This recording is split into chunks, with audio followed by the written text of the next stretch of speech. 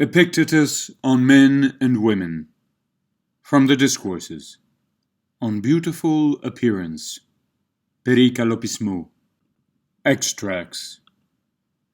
If, then, you wish to appear beautiful, young man, strive for human excellence. What is that? Consider whom you praise in all fairness. Is it the honest or the dishonest? The honest. The judicious or the dissolute? The judicious.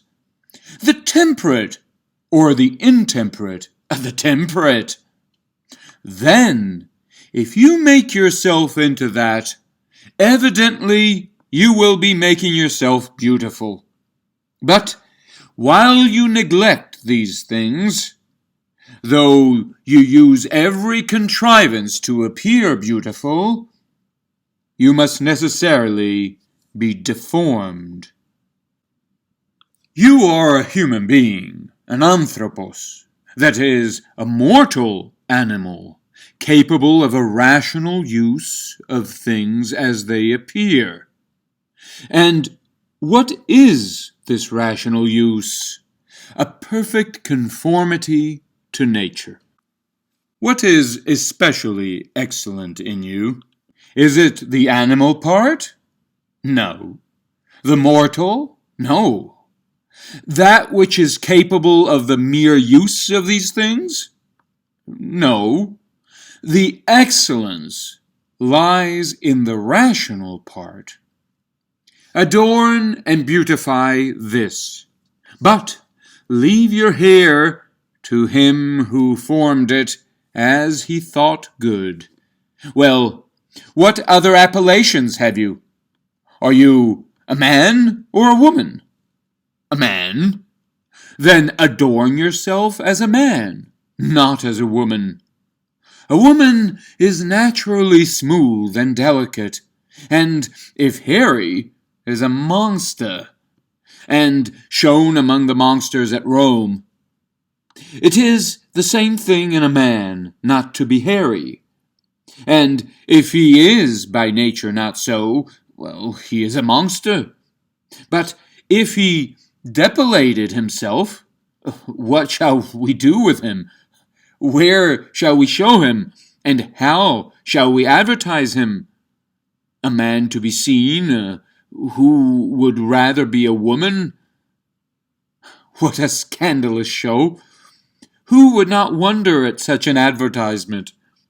I believe, indeed, that these very persons themselves would, not apprehending that it is the very thing of which they are guilty. What would you accuse your nature for, sir? For having given birth to you as a man? Why, were all to be born women, what then? In that case, what would have been the use of your finery? For whom would you have made yourself fine, if all were women? But the whole affair still dissatisfies you. Go complete your work, then.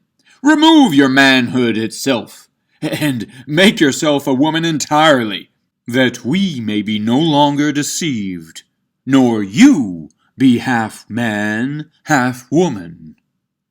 To whom would you be agreeable? To the women? Be agreeable to them as a man. But they are pleased with dandies. Why don't you just hang yourself? Suppose they were pleased with every debauchery. Would you consent? Is this your business in life? Were you born to please dissolute women?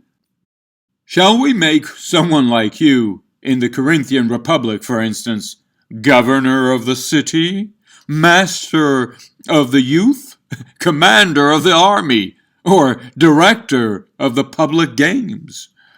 Will you pursue the same practices when you are married? For whom and for what?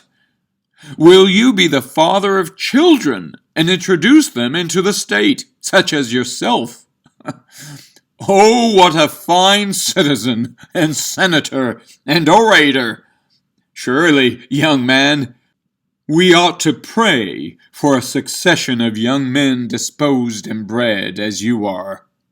Now, when you have once heard this discourse, go home and say to yourself, It is not Epictetus who told me all these things, for how should he?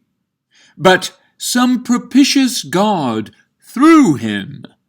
For it would never have entered the head of Epictetus, who is not used to dispute with anyone. Well, let us obey God, then, that we may not incur divine anger.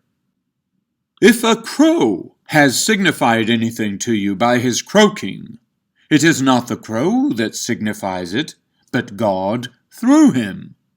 And if you have anything signified to you through the human voice, does he not cause that man to tell it to you, that you may know the divine power which acts thus variously, and signifies the greatest and principal things through the noblest messenger?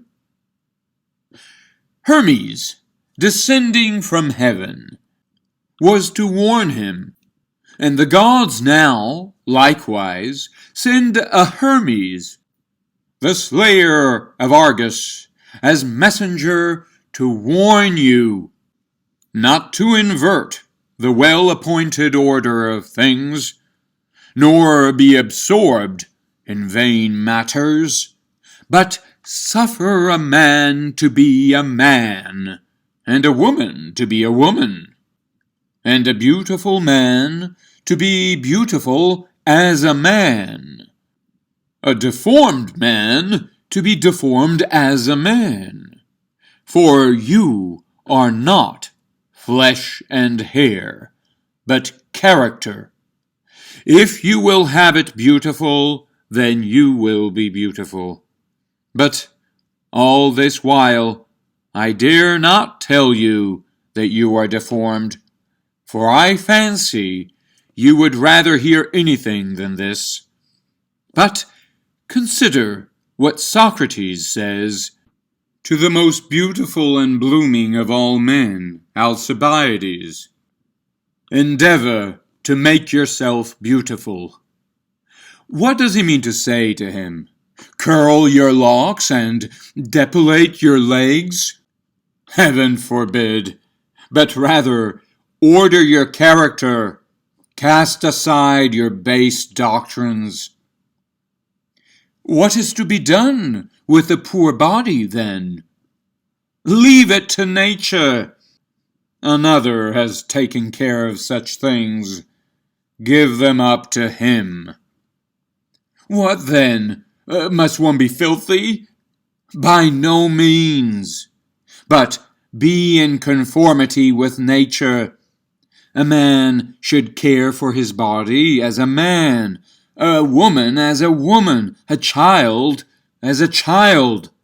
If not, let us pick out the mane of a lion, so that he may not be so filthy, and the comb of a rooster, for he too should be tidy.